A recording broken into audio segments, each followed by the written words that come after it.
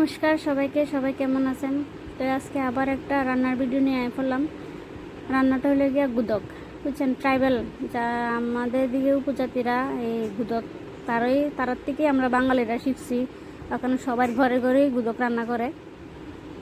তো আজকে গুদকের একটা রেসিপি নিয়ে পড়লাম। আজকে গুদকটা হইব আপনার লচ্ছু দিয়া, বাঁশকুড়ুল দিয়া করলে সবচেয়ে বেশি ভালো হয়। তো আজকে বাঁশকুড়ুল না যেহেতু লচ্ছু দিয়া করুম। তো লচ্ছু কাটা হয়ে গেছে, এখানে গরম জল দেওয়া হয়ে গেছে বলতে একটা ছোট্ট ডেকের মধ্যে হাফ পরিমাণ জল, ডেকটা ভর্তি না, হাফ পরিমাণের জল দেওয়া হয়েছে। এটার মধ্যে আস্তে আস্তে কাঁচা লঙ্কা দেওয়া হয়েছে। আপনি ঝাল বুঝতে দিবেন, এরপরে লবণ। বেশি ঝাল খেলে বেশি লঙ্কা দিবেন আরও, যদি মনে করেন কম ঝাল খাবেন তাহলে আপনি একটু দিলেই হয়ে যাবে। তারপর কাটতে রাখছি যে লচ্ছুটি দিয়ে নিলাম। একদম খুব সহজ, মানে একদম ইজি। আপনি চাইলে বাড়ির মধ্যে রান্না করে খেতে পারেন। আমার অনেক প্রবাসী দাদারা দিদিরা আছে, তারাও খেতে পারবেন রান্না করে। অনেক প্রায় মানুষই পারে এখন গুদক রান্না করতে। এখন এটা একটা বলতে একটা অনুষ্ঠানও এখন যাইলে গুদক থাকবেই অনুষ্ঠানে।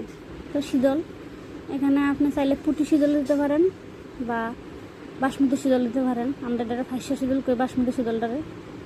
তারপরে সিদ্ধ দিতেছে, এটা একদম পুরো সিদ্ধ হয়ে গেলে শুকনো শুকনো হয়ে গেলে জলটা, এর মধ্যে ধনিয়া পাতা দিয়ে দিবেন। ধনিয়া পাতা দিয়ে সেটা একটু লাড়াচাড়া করে তারপরে এটার মধ্যে কাঁচা পেঁয়াজ কুচি কুচি করে দিয়ে নেবেন। দিয়ে সেটা এটা আপনি চাইলে এই ডেকটার মধ্যেই করতে পারেন, আর না চাইলে আপনি একটা আলাদা একটা বাটির মধ্যে নিয়ে এটাকে থেতু করবেন আর কি, বলতে একদম সেক চালাবেন। আমরা এটাকে ছেঁচা কই, এই যে এমনভাবে।